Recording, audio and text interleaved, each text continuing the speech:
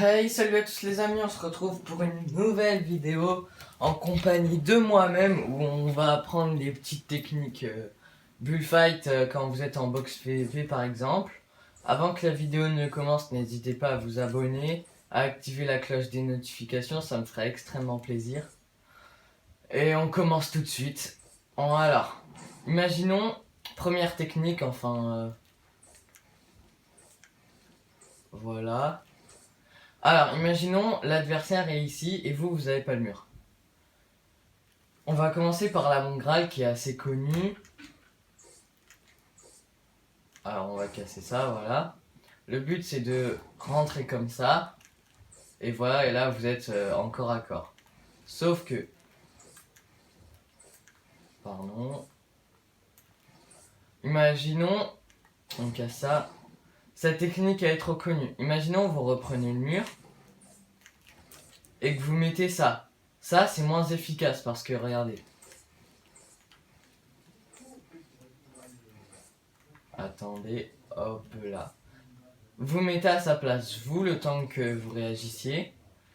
Vous allez edit. Mais imaginons, vous éditez comme ça. Bah lui, vous pouvez pas passer ici. Alors imaginons, vous éditez comme ça. Lui, il a juste à se mettre là, à edit et à sortir du coup.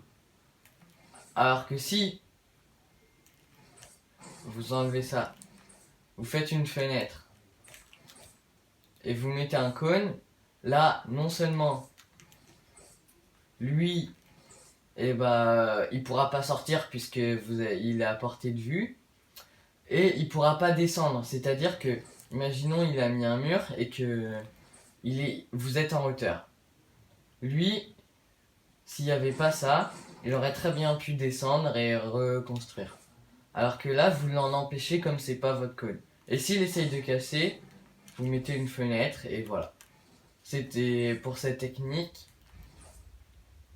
Après, il y a une autre technique pour passer, elle est un peu moins connue, c'est pas une Mont Graal, où il suffit pas de faire comme ça et de rentrer, mais c'est que vous allez poser ça, pas ça, un sol, vous allez l'éditer comme ça, vous allez vous mettre ici, ouais, au maximum là, et là vous sautez et normalement ça rentre. Là bon, j'ai pas d'exemple parce que je suis tout seul et qu'il y a personne avec moi. Et bah voilà. Après sinon, deuxième technique, c'est que maintenant si vous êtes comme ça, imaginons que lui, il essaye de reprendre votre mur. Au lieu de spammer le mur, parce qu'en plus ça vous enlève du matériel, et bah pendant qu'il va casser, vous allez éditer et lui mettre une balle de pompe. Et tout de suite après vous réinitialisez. Hop là. Balle de pompe, bam, et réinitialisation. Bam 2. Voilà, comme ça. Et s'il essaye de prendre le mur, hop, et qu'il y arrive avant qu'il mette la pyramide ou un escalier, vous mettez le vôtre. Parce que s'il met, vous vous retrouvez dans la situation critique. Et si vous mettez un cône, c'est encore mieux que ça. Je vous explique pourquoi, parce que ça, vous pouvez juste l'éditer dans l'autre sens, ou voilà. Ou vous pouvez le... à moitié. Alors que si vous mettez un cône, vous pouvez boucher là, et si vous faites double edit, enfin, pas... pardon. Si vous faites comme ça, non seulement ça compte comme un escalier, et là vous repartez, etc. Après, troisième technique. Imaginons, du coup, ça on casse.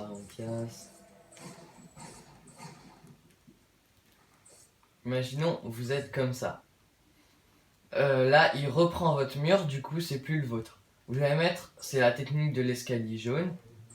Bon, et voilà, imaginons, vous êtes dans l'escalier jaune, là. Imaginons, vous avez un pompe, là, la technique, c'est que comme c'est un escalier jaune, vous allez pouvoir tirer à travers.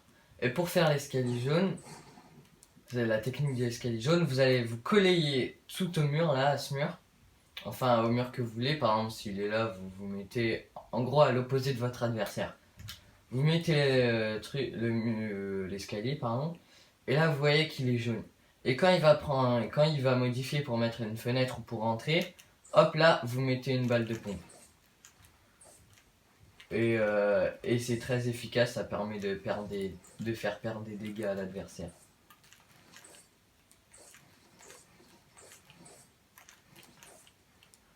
Après, les mecs, je crois que j'ai à peu près tout dit. Du coup, c'est la fin de cette vidéo. J'espère qu'elle vous aura plu. En tout cas, c'était Jules et à la prochaine.